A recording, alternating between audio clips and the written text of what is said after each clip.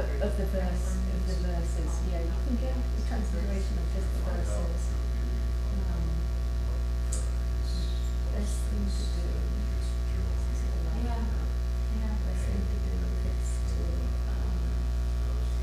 it's very good practice for you to learn your letters, to just take the verses, translate it. Does that got the translation on? It does. Yeah. So it's you're welcome to follow each simple one time. Okay. And Okay. It's really good practice to help you learn. Just let you see all of the beginning prayers and the word translation to the beginning prayers. And I don't know how she did it in the past. It's up to her how she does it. But when I did it for them, I narrated how they got it and translated. Ah, I see. That was their homework. So not making copy of this, making copy of just the Devanagari. Okay, that's it, yeah. Do you have that? Are any of these? Is that what? No, most of those it takes. This is wonderful. Yeah, I do actually. I want to keep you only entertained on this.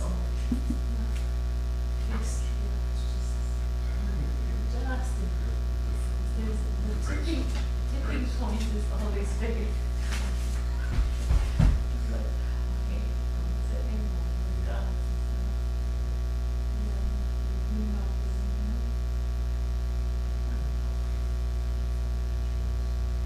I could also just make copies of this and cover the transliteration. Oh, it's in there. I'm not seeing it there. You can borrow this book. Just and this actually has Kapil Banish's, which is right before. So all you have to do, Kapil Banish is quite quick. It's just copy. 174. You copy Kapil Banish and Wonderful Banish.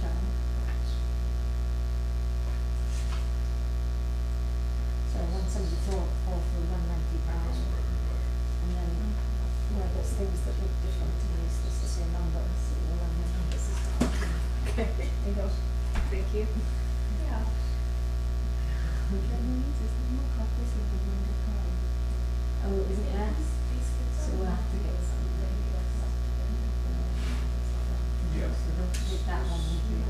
I don't know, but I wonder if I should go check. I thought there was a few. Oh, did you Maybe see? I'll go check. Thank you.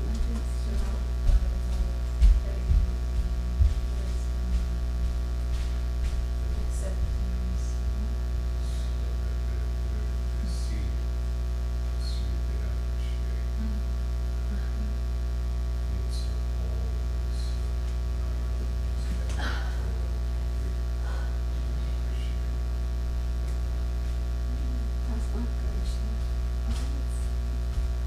Good. Actually, Dad, did you go? Yeah. No, not at all. Huh.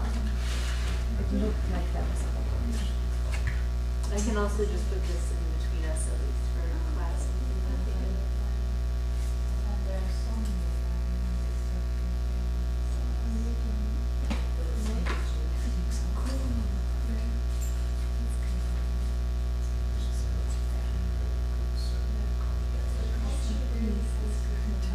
Huh?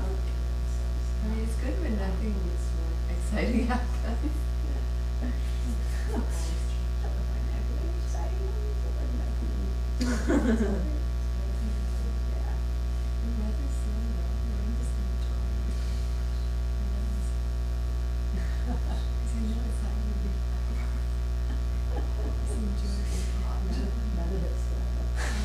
That's what we learn, right? This is a good thing.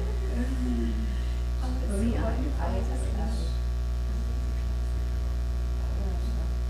It really, really needs repetition. Little bit by little bit, more and more gets in. Let's see, I can do it. Which is how he says.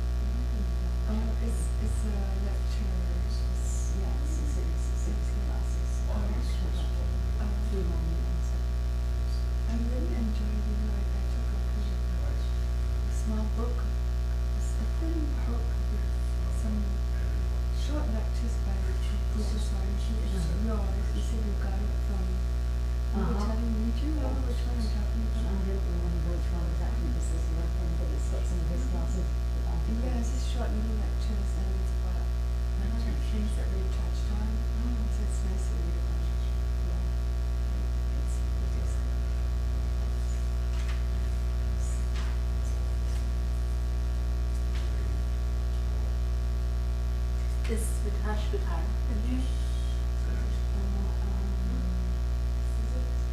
Should be. We've been there at the end. I'll give it a go, see if I can find it. No, it's near the end. It'll be the first section, the first section is the Tanisha. Okay, so somewhere Go here. back to the other page. Okay. Let me show you in which area. She would be set for the Yes. for the rest of her. How great are we going to do? I'm forward to hear it. No, she's been saying it. So it will be before like number 90. Okay. We start at the bottom and find it backwards. I don't know many of the conjoined letters yet, which I imagine. Oh, Secrets of love. Tell me which number and I'll tell you if it's.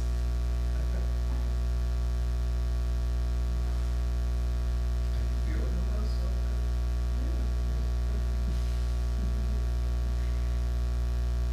Because you've got two words of, you've got that schwa, right? And ashba. So you've got that schwa twice. So if you see something like that, oh, that looks 70? Oh, that's the one, yeah. okay. So that schwa looks like, you can do it two ways, but in there it looks like this. You used to see the older ones. We have another one all the One time. middle one. Yes. The little one. Yeah, that's what. Right. Okay. That's what it looks, that's what it looks. Okay. You can get a copy of that one, please. And it's got the page number right back there. That'll be good exercise, and it'll just be something to keep going and doing it a little bit each. You just do a little bit, and sit down and think about it. It's true. Right, okay. And you just do, even if you do, minutes a day, you'll be ahead of most people in my class. Okay. Because nobody sits down and does everything, they don't. Laura was pretty honest about that. They come in once a week.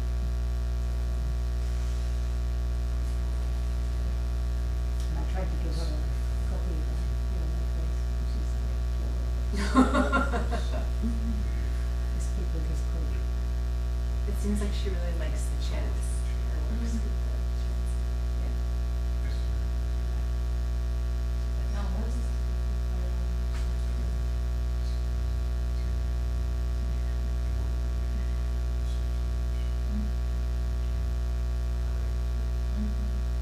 You'll be fine. The three of them, I miss you, but two of you then sit down and watch the others. Yes. Is there anything I should bring?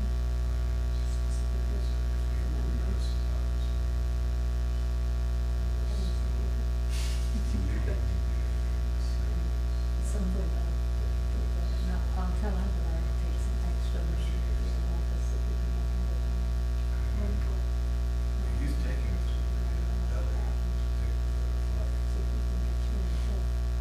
Unless you want to, well, it's nice to have it in person, just get that within.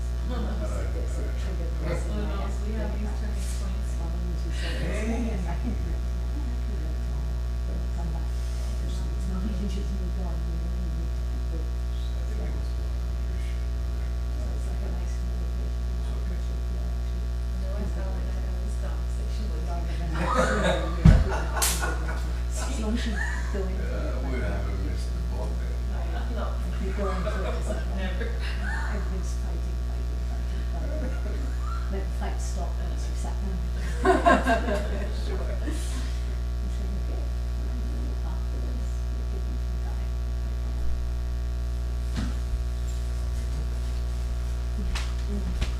Thanks for that.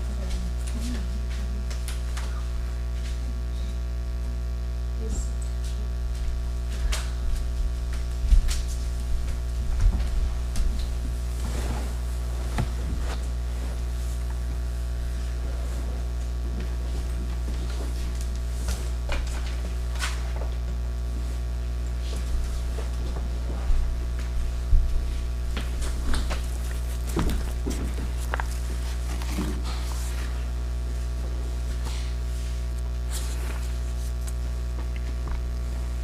ॐ सहनाववतु सहनौ भुनक्तु सह वीर्यं करवावहै तेजस्विनावधीतमस्तु मा विद्विषावहै ॐ शान्तिः शान्तिः शान्तिः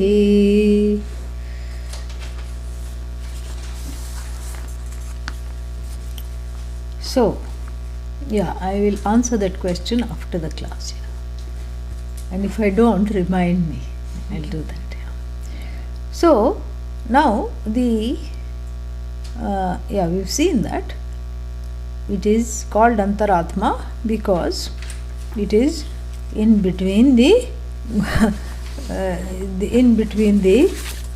five elements, ensconced as it were in the five elements, masquerading as the self when it is really sorely in need of teaching.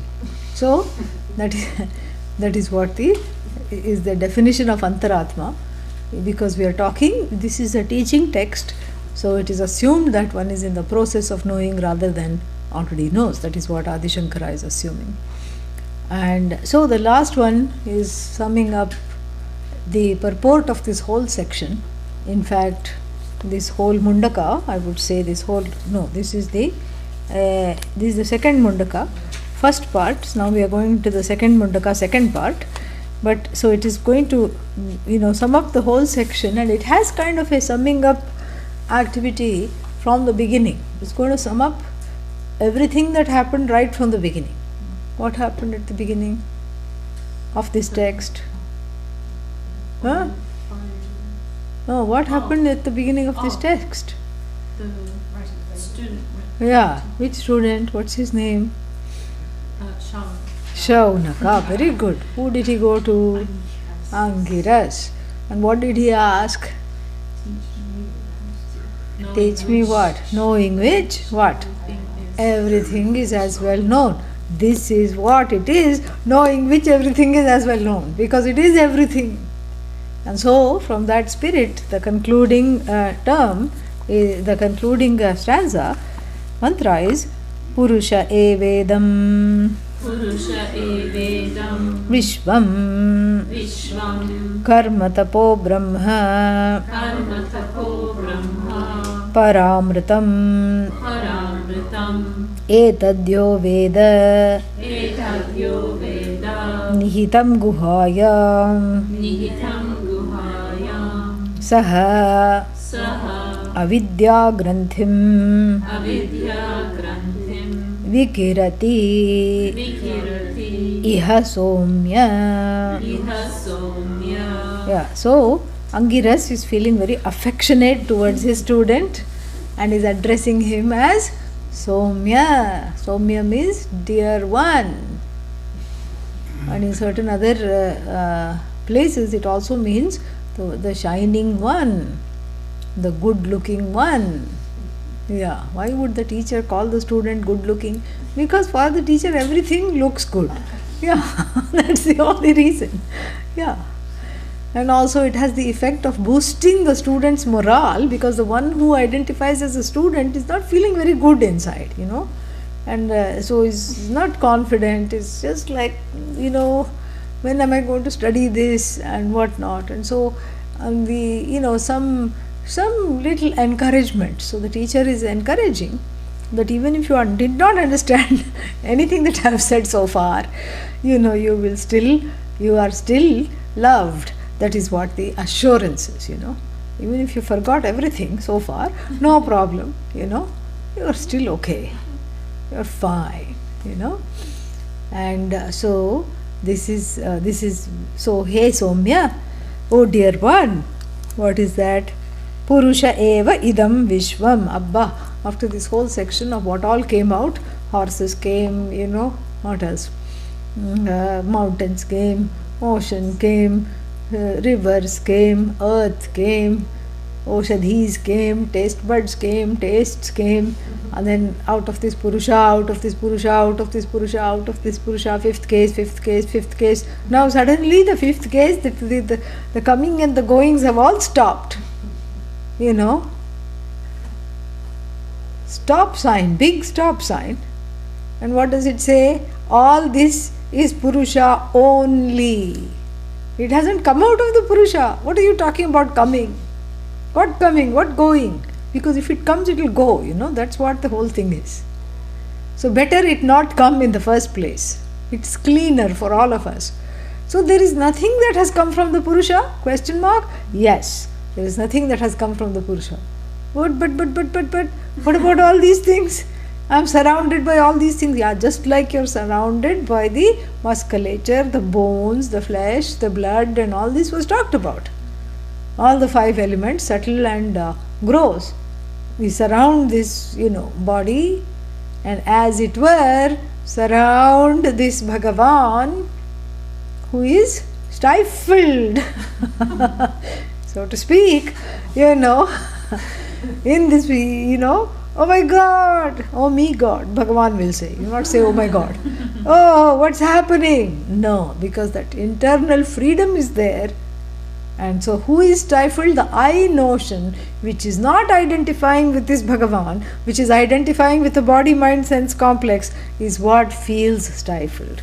That's why at the end of the last class I said you need a U-haul. No, I haul. To haul this I notion from identifying with everything finite and limited to seeing that it is indeed limitless. That it is not this miserable body, it is not this even, sorrier mind, and it is not the senses, it is not its omissions and commissions, it is not assailed by other people's omissions and commissions, it's not the doer, it's not the done in, it is indeed Paramatma, which is here called Purusha. And we already discussed the Purusha has 2 derivations, correct? What are they? One is the fellow trying to sleep in the citadel, assailed by bugs, like we saw in that poem that I was telling you about, assailed by bugs and bugging people. And the other one is the one who is Sarvan Purayati iti Purushaha, the one that fills up everything, the one that is free of everything. So this Purusha is, one Purusha is as though the one Purusha alone is real. So this Purusha is just made up out of, a mountain of misunderstandings. That is the raw material for the first Purusha who is sleeping in ignorance.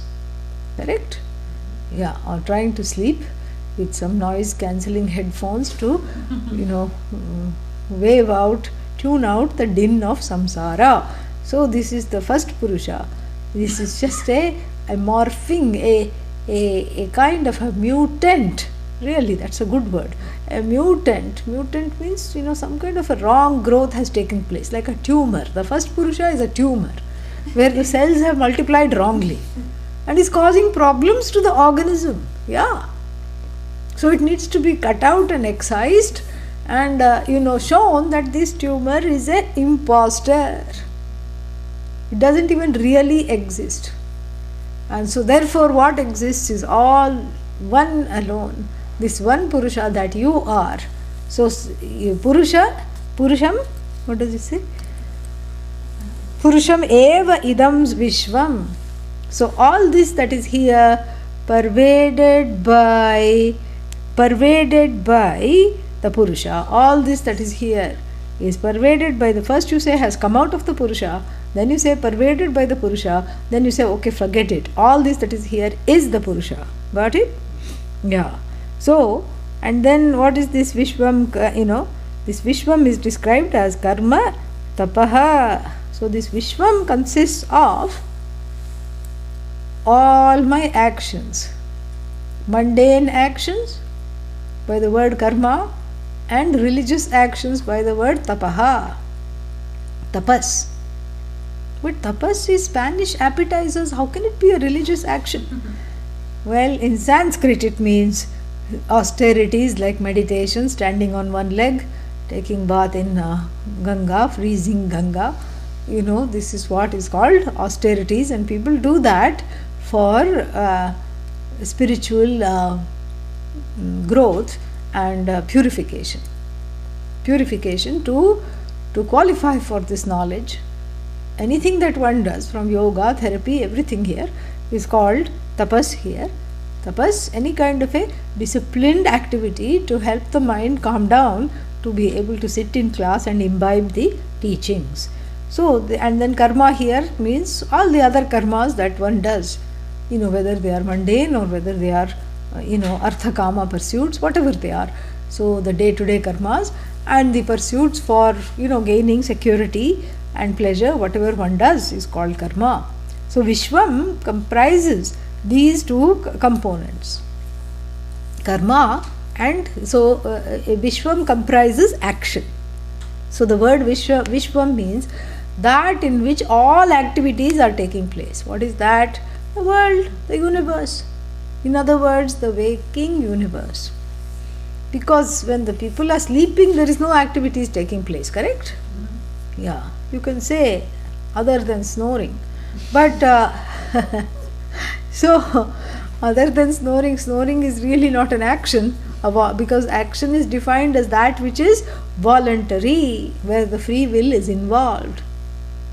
Nobody wants to snore. Correct? That's why everybody goes for some snoring remedies. Sometimes you put a clothesline clip. That is the cheapest one. You just put that on the nose.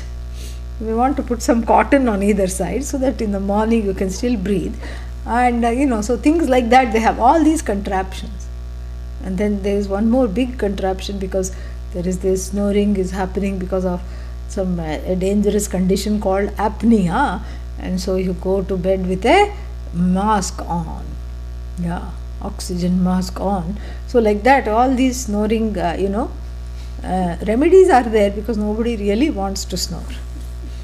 And so that means snoring is not an action. So in sleep there is no action. Even if one turns over, it's not an action.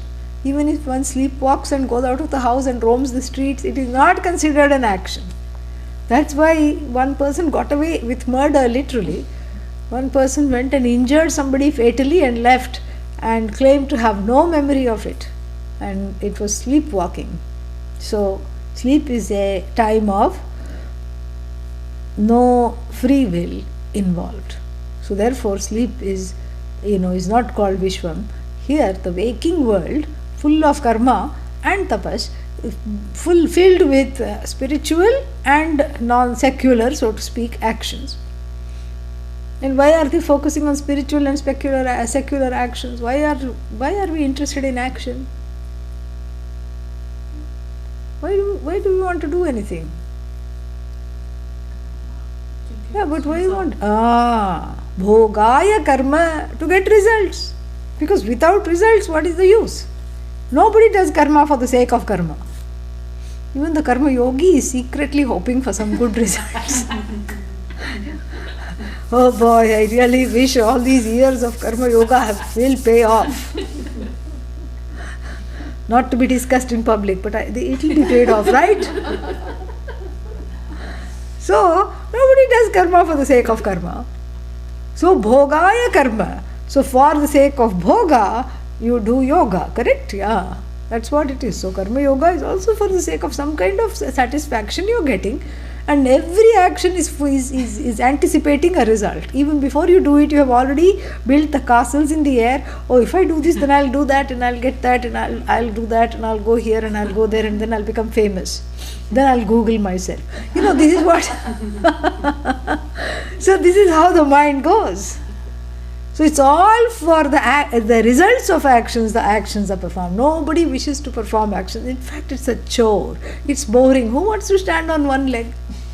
Even the demon Ravana stood on one leg, in the Himalayas on a small hillock, like this, in that tree pose, he stood for many, many years. And then, and the people could not, the celestials could not tolerate him like that. And they all appealed to Lord Shiva, who was always in meditation, and he said, please go and visit him and see what he wants. We can't stand him standing on one leg. We can't stand it. That's how the expression "we can't stand it" came. So then Lord Shiva, made his presence felt, and of course the rest is history called Ramayana. But anyhow, so coming back to the present, even someone who is doing a long tapas, Vishwamitra did long tapas. He also wanted something. What did he want? He wanted a title, Maharishi. He wanted a title, meaning I'm the greatest of all the sages. He wanted that title, King of all sages. And he asked somebody, how should I get it? Well, keep meditating. And he, repressed. It was not a meditation coming out of the joy of just sitting with oneself. It was a meditation made with self-flagellation and repression. And then too the celestials were watching. And they said, we have to repair this fellow. So then one Apsara, a nymph from heaven, was sent. And she just came, tinkle, tinkle, tinkle, with all the bells, anklets, bells in her hands and bells in the feet, fragrance, some nice attar she had put, and fragrance wafting. And then Vishwamitra, who was trying to train all the senses, could not resist peeking with one eye. Who is that? Who is that who's assailing all? Oh no, woman! Tightly he closed his eyes, but then she started a dance number right there. Correct? And so Vishwamitra had to break the tapas, and he wrote saying that some certain prarabdha is too strong to be resisted. And so here I go, and then I'll pick up this Maharshi business after I have made a family. Yeah, this title business. So this is what it is. So even Vishwamitra wanted something from this tapas. And so karma and tapas are not just idle pastimes. It is all for the sake of karma phala. One is a fruit of karma hog. It is a fruitarian of karma. Eats only the fruit of karma, like even one of those what are they called? Birdies in the bush. Yeah. 2 birds were in the bush. No.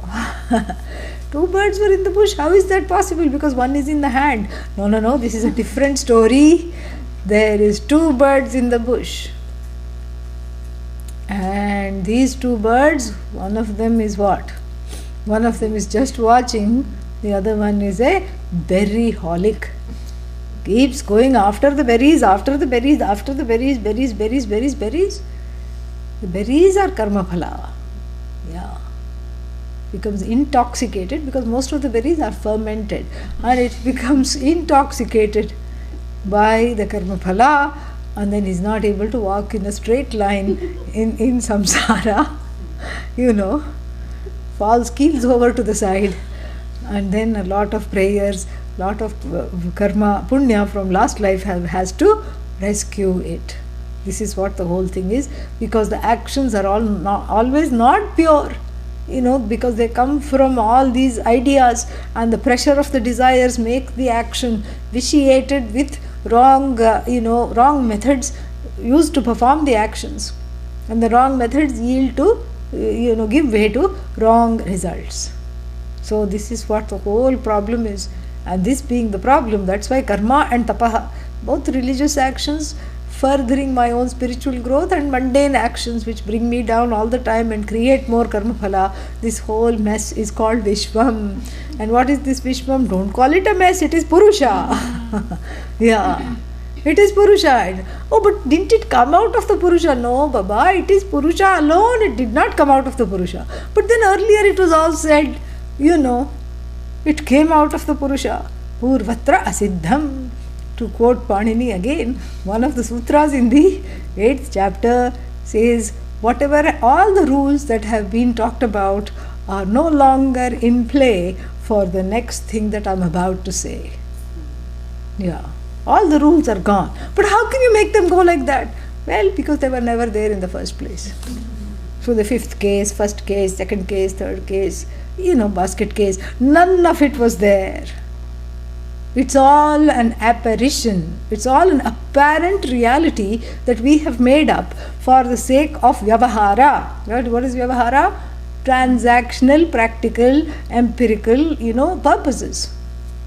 So it's a transactional, you cannot overlay the transactional rules of grammar in order to, be polite and address people and talk and, have some actions in a world that is riddled with actor, action, means of action, sake of purpose of action, the location, locus of action, all these things. We cannot overlay that which is free of action. We cannot put that on that which is free of action, which is here being defined as you alone, as I, as the truth of this I, which is free of action. Then what to do with all this? This Jagat becomes a mega residue that is left over. No, it's just like your dream. In dream, is there a residue? No, when you wake up, no, but I remember it. No, that's okay, you remember it. But if you are dreaming of going skiing because it's too hot, you want to dream something wintry, and then you don't find a big pair of skis on the bed, correct? Yeah. So there are no residues. The dream is efficiently withdrawn and efficiently projected, correct? Yeah. And when you wake up, then what happens? The dream is falsified along with the status of the dreamer. Both are falsified. So similarly, when one wakes up from the stupor of ignorance, the creation and creator status are both falsified. All there is the Purusha. The Purusha has morphed into the creator, has morphed into the creation, neither creator nor creation, just like the actor is neither hero nor villain. That's what the whole thing is. So the 5th case, Swaha. Now what is there? Only first case. But the first case is Karta, as though Karta. Yeah. Purusha evam idam sarvam. So there is no Purusha, there is no Jagat. This is Indian magic. You don't have to have long sleeves and you don't have to show something and then clumsily put it inside the sleeve. Where did the flower go? We don't engage in these small things. Yeah. We make the whole Jagat disappear right in front of you without any tricks. No tricks. It's a fact. No, but how can you say it's a fact? That's just a lot, because today I have a big list of things to do. Plus you have kept another class at 4 o'clock. So, but how can you say it's a fact?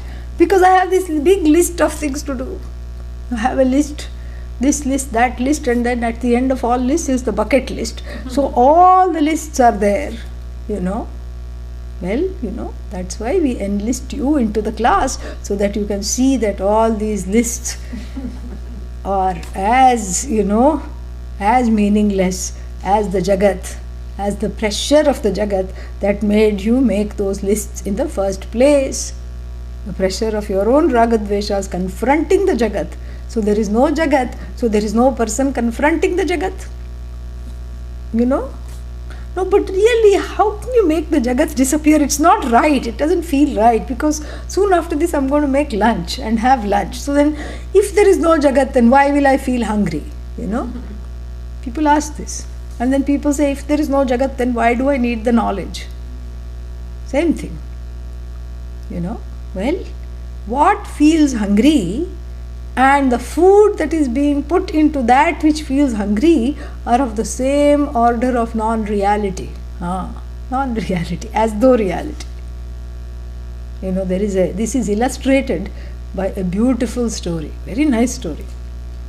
There was a duelist dualist, the one the one who was saying that the world is real, God is somewhere else, that God is also real, and the world is separated from God. There are two realities. That one is called a dualist.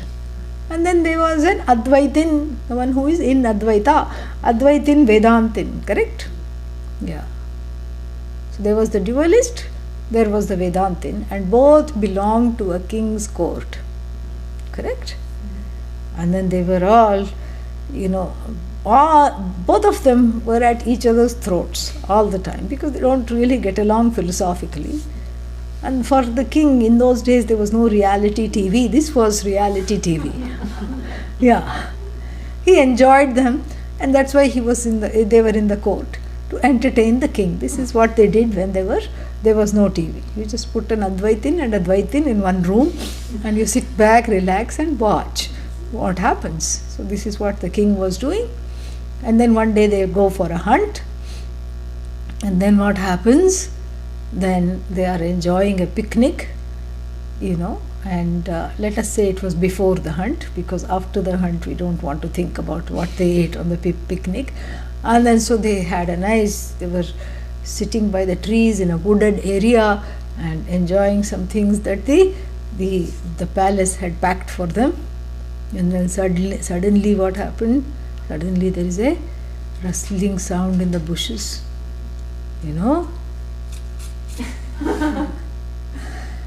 and then somebody says, "Tiger!" Everybody has to run, leaving the food behind, and everybody runs. The one who runs the fastest is the Advaitin, correct? He runs as fast, so he just disappears very quickly.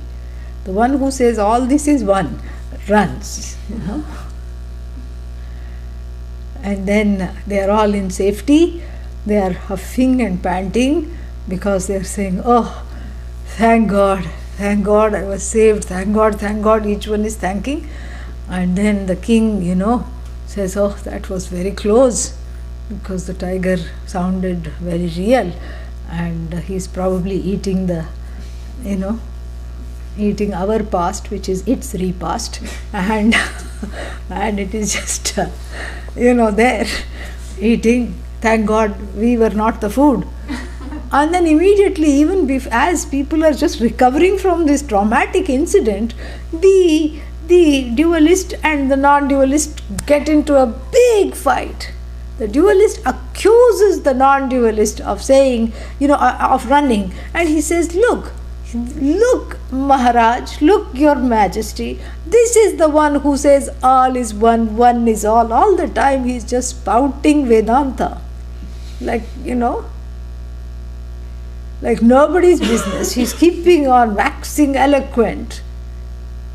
What happened to him now?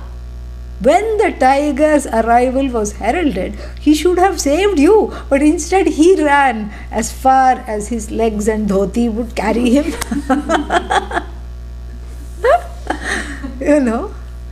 He ran. And then in this, he just ran away, leaving us all to our own fates.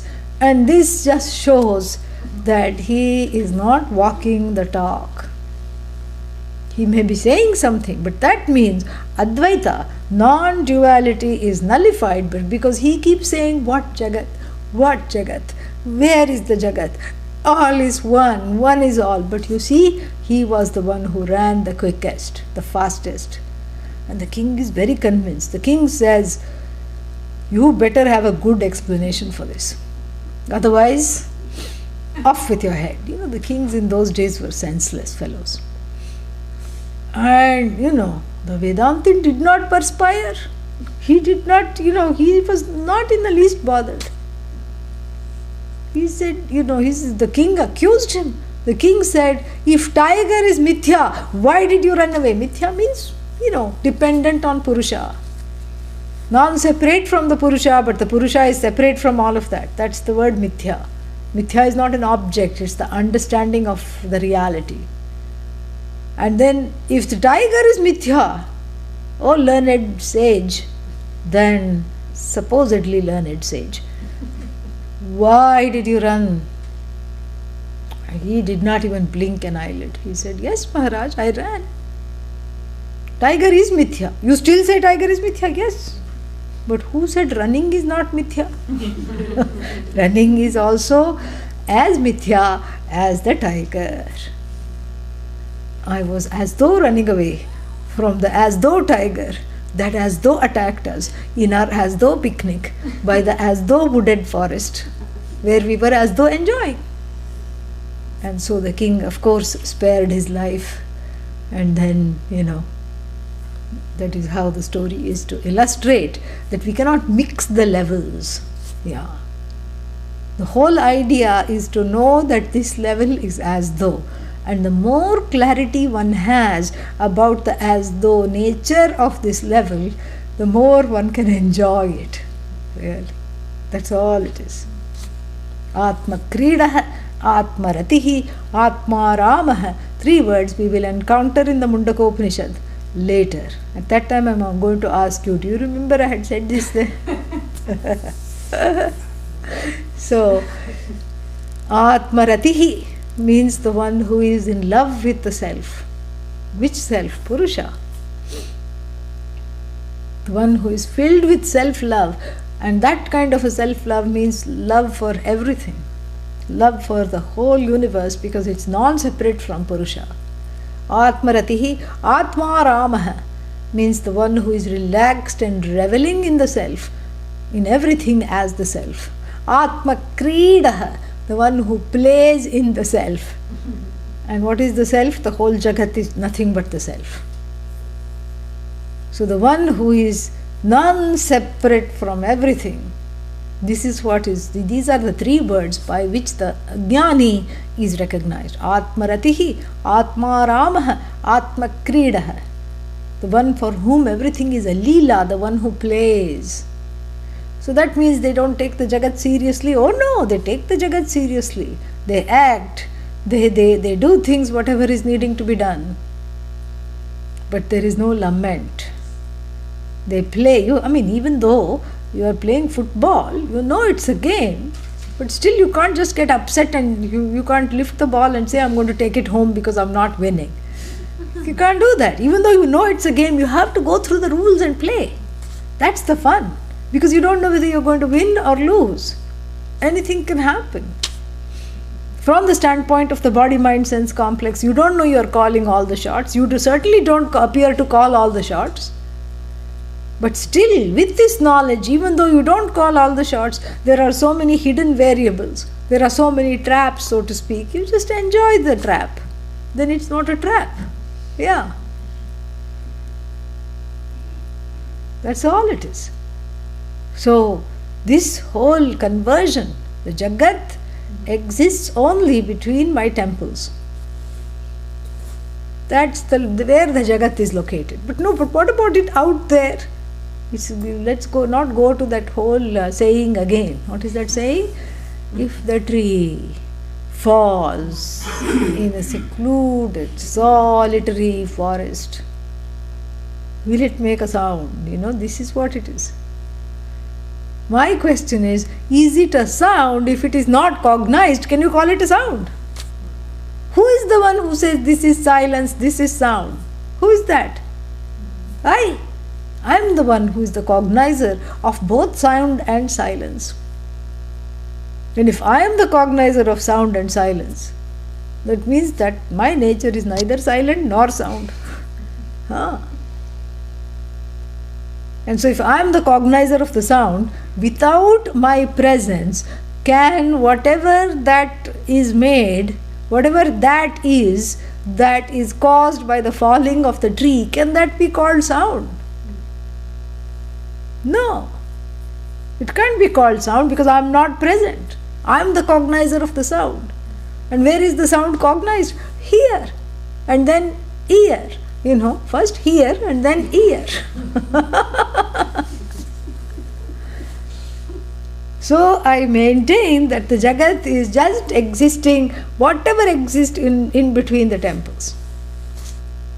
So there is a little bit of subjectivity, a lot of subjectivity, a little bit of objectivity, and the eyes The inner eyes, the through which I see this whole universe is vitiated with my own preferences and prejudices. My vision is vitiated.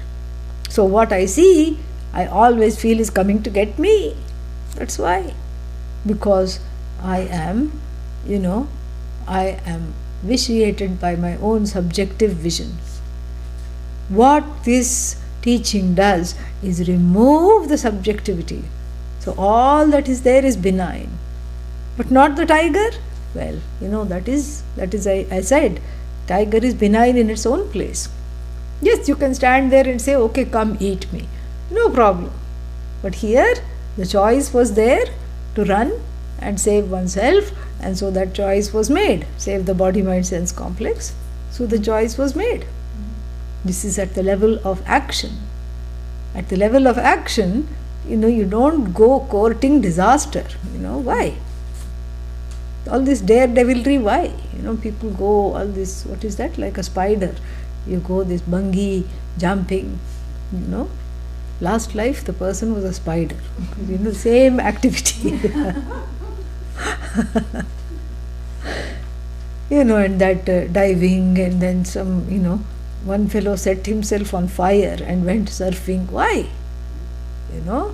All these things are just, they just sort of, that is not the sign of self-knowledge. Self-knowledge, you respect the elements. Yeah, you respect the element, and you did not make this body, you are not this body, but you still respect the body because it is given, it is here. And you alone can take care of it, so you take care of it the best you can. You respect the elements, you respect the tiger, that's why you run away from it. You don't go like this to the tiger, or like this, you don't go to the tiger.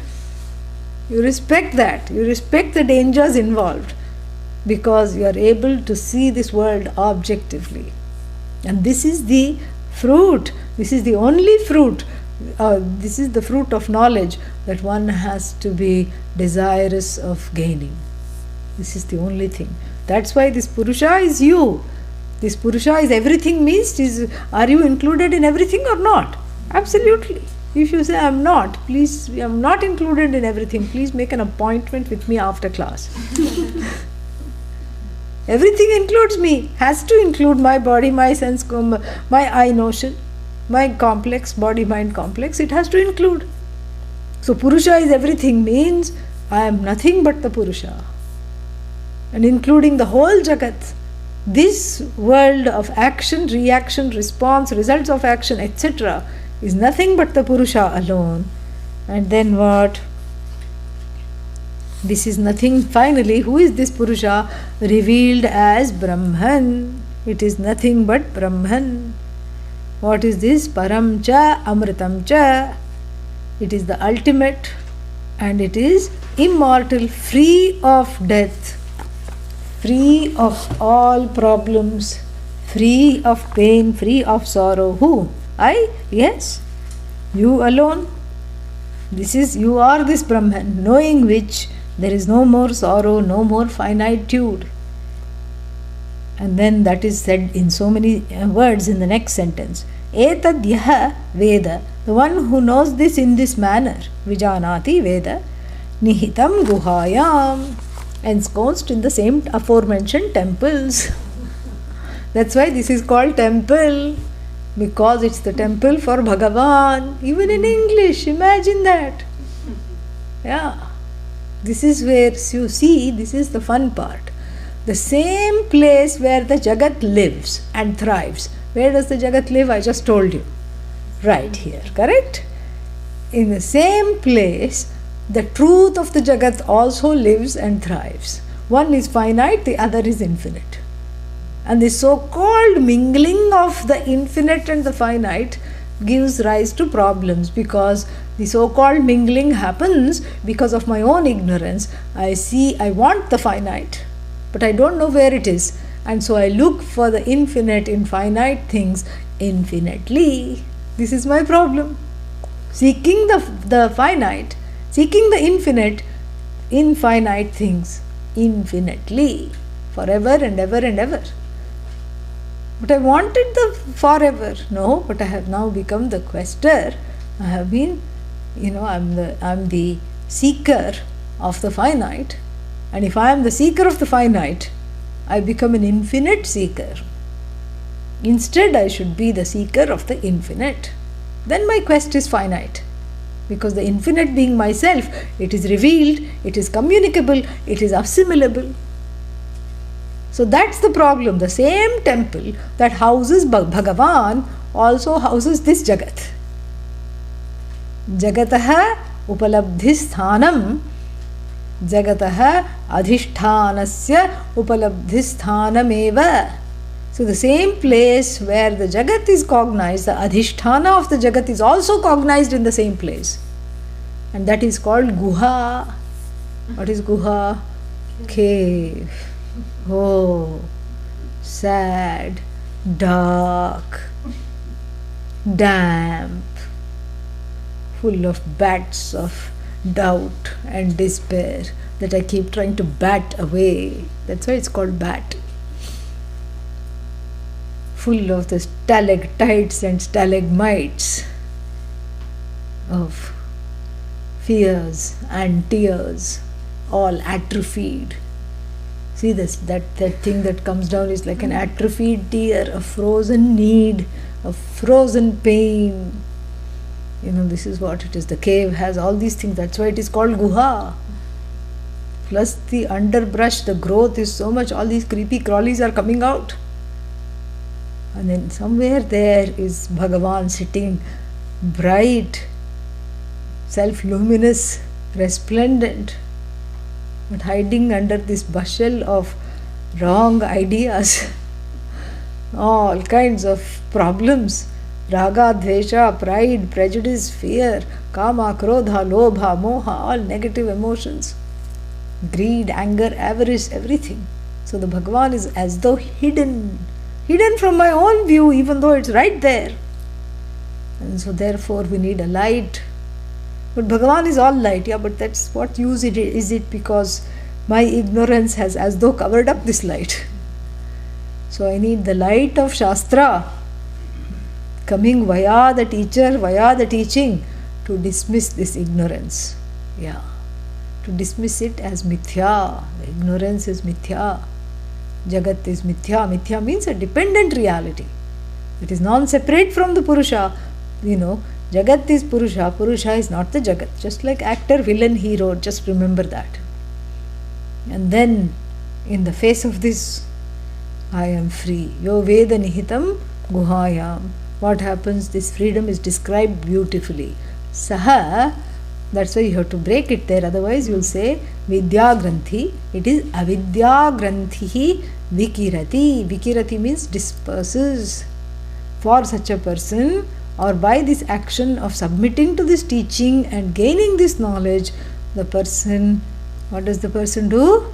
Avidya Granthim Vikirati. The person disperses, like even the fog in the face of the sun, dissipates this knot of ignorance, the knot of self-ignorance. And you can spell it K-N-O-T and also N-O-T. K-N-O-T I'll describe later. N-O-T, I'm not whole, I'm not fulfilled, I'm not important, I don't belong. This not is gone. The knot of self-ignorance, I'm not this, I'm not that, I'm not Bhagavan, I'm not important, I'm not whole, I'm not limitless, I'm not having self-knowledge, all that gone. Correct?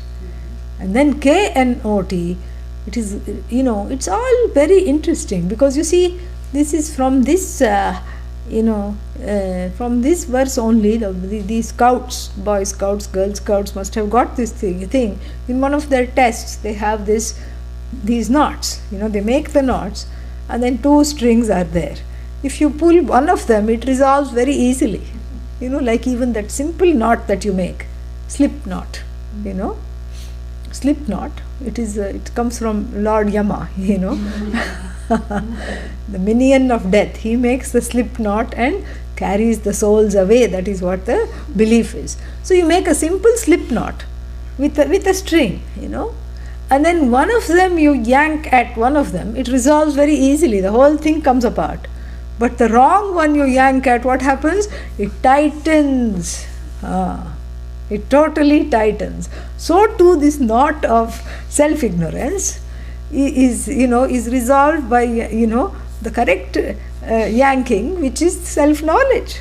Really, knot of self-ignorance means you have to yank the little piece of string called self-knowledge, and the whole thing comes apart. And then the other one is what?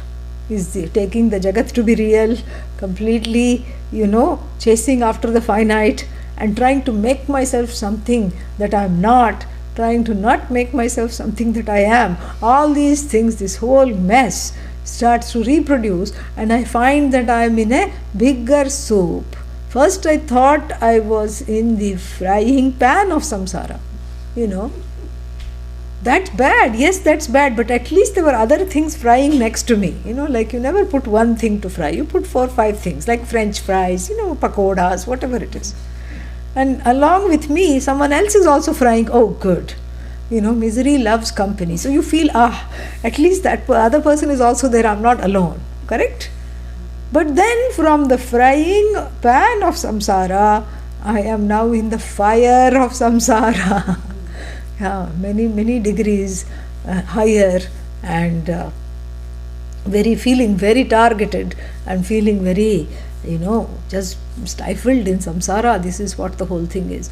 So avidya granthim. So avidya granthi means the knot of ignorance. And what is this knot of ignorance? The knot of ignorance is avidya, kama, karma. Shrinkhala. Shrinkhala means this chain, this endless chain. There is a chain. And what is the chain? The links of this chain. Avidya. First is the, it's like a family tree that does not stop, goes in circles. Like in some families, they don't think of new names, like royal families, George the IV, George the V, Henry the VIII, same names. Can't they think of another name? No, same name, first, second, third, fourth, fifth, like this. So same Jagat, first time, second time, third time. Yeah. Last time my name was, let's say it was Lakshmi 1, Lakshmi 2, Lakshmi 3, like this, each time feeling pauperized. That's how it is, Even though the name is Lakshmi, the effulgent one of all abundance, the person has scarcity. This is what the whole thing is, So, this is what the whole thing is. It's like a royal family tree. You get so confused because, there's all kinds of inbreeding and in marriage because they are too snooty to marry outside. And then, some cousin twice removed, thrice removed, and all of them have the same names. I don't know what's wrong with them. Really, it's all, all same, 2-3 names. Edward, how many Edwards? How many Henrys? 8 Henrys. Why? Because he had 8 wives, the last one. And then, so, how many Edwards? How many Henrys? Like this, so many things. And all the names are recycled constantly. So too this jiva is just goes through the spin cycle of samsara. Spin cycle is not nice, Yeah, fast, and then it spits out, and then back again, back in this life. Few little moments of happiness, Somebody is ringing a rattle. Oh, the baby smiles, But then that rattle is the first signature of samsara, because this jiva will get rattled thereafter, completely, Samsara is a rattling experience. That's why the first toy is always a rattle, This is how the whole thing goes. It's just fascinating. So the person is spit out, one cycle, cries, all the time cries, only the tone changes. And also, as a child cries outside, as an adult cries inside. That's all. Only thing, that's all the few changes. And then what? Comes with a baggage. Raga suitcase, Dvesha suitcase. Preferences and prejudices are inbuilt into this child. Yeah. even as a child.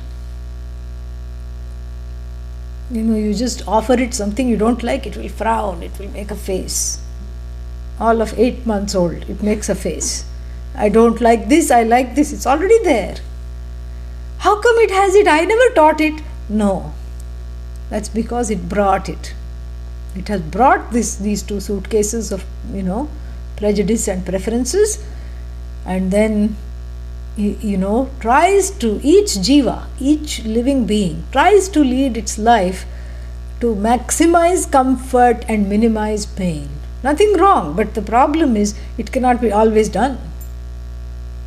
And when it cannot be done, it is disappointed, raves and rants, and does all kinds of things in order to get the comfort, in order to, do something to get what it wants.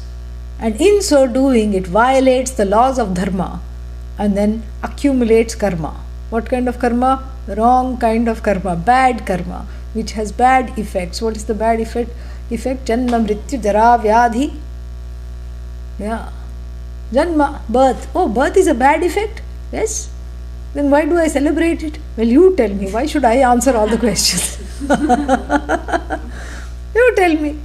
Why do you celebrate birth? And then what? Mrityu, death. Of course, bad, because it's all finite. And I was hoping to be longer in this body so that I could get this knowledge, but better luck next time. And then what?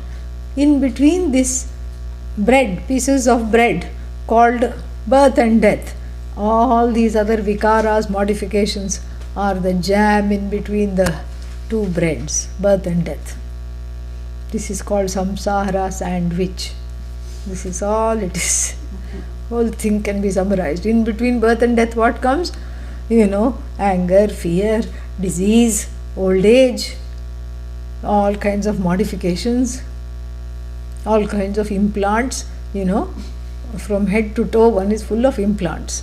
By the time one is 80, none of the original parts remain.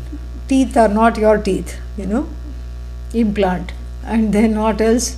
Hair is not your hair if you still continue to have, implant, some transplant, whatever it is, some plant. And then knees and hips are also transplanted, implants. That's why when you go through the pacemaker, everything, you cannot fly anymore, you go and you just keep on the alarms ring everywhere. Because all bolts, nuts and bolts, everything has been replaced by that time. This is what the thing is. And then death, thank God. No, thank God. Back again. Birth, it's a cycle. Yeah. Cycle. Presided by the matriarch, Avidya, because it's a feminine word. And she says, Bahut acha, wonderful. I'm glad you are keeping the samsara going. It gives me great joy. Yeah, she gets very nervous when anyone attends Vedanta classes. She threatens, she says, I'll not talk to you anymore. And I'll not give you goodies in samsara. And you're wasting your time. You'll have to come back to me. This is the avidya, and because of avidya, I have desire. Because I don't know myself, I desire for the finite. I don't know my own glory, so I keep wanting all small things in time and place. That's all. That's all I want. Some to fill this little 3-inch tongue. That's all it is. After that, when you swallow the food, you may as well be on a feeding tube. You see?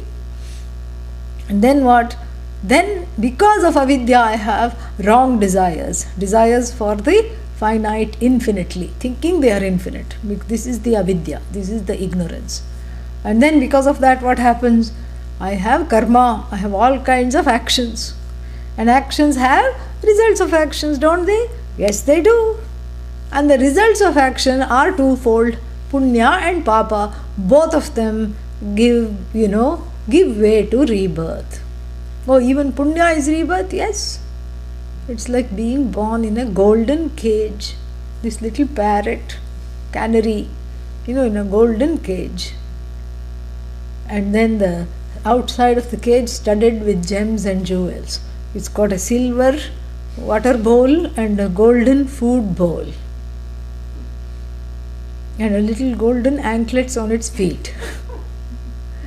And then every 3 months the owner clips its wings with golden shears.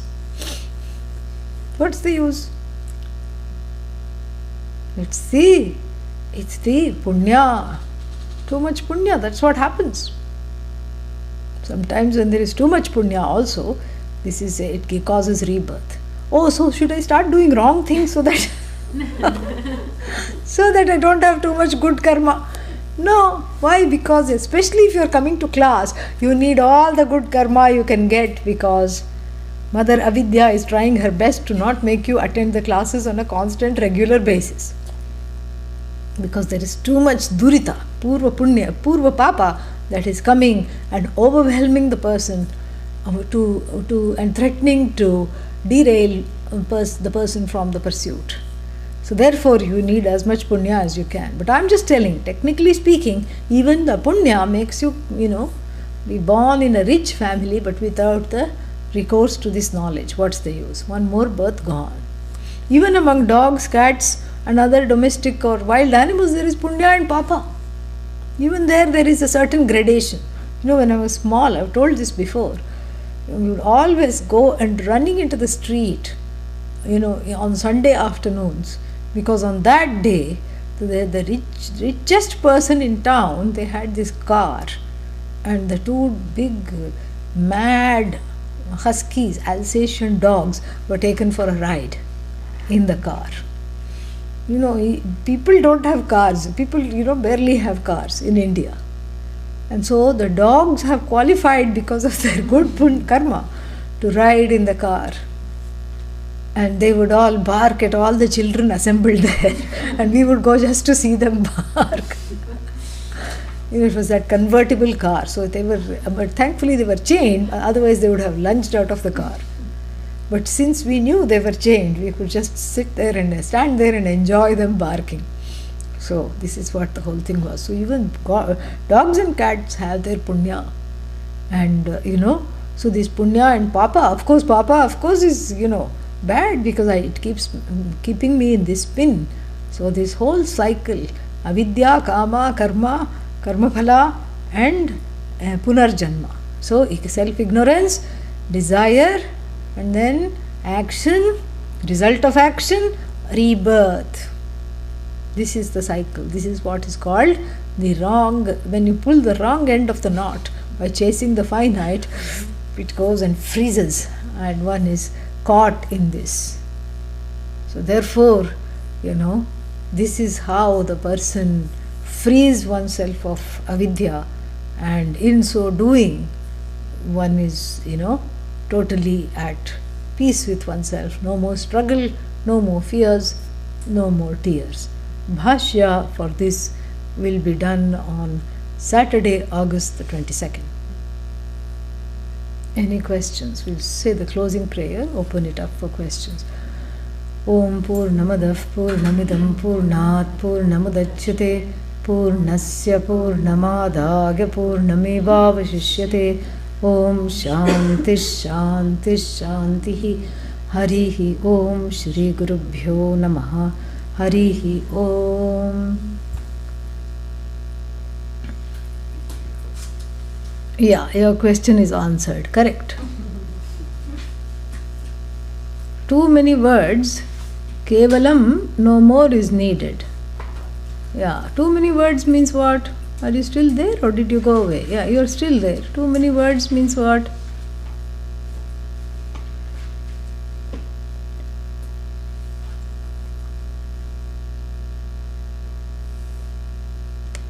Yeah, very nice. Very, very nice. This whole section was very beautiful.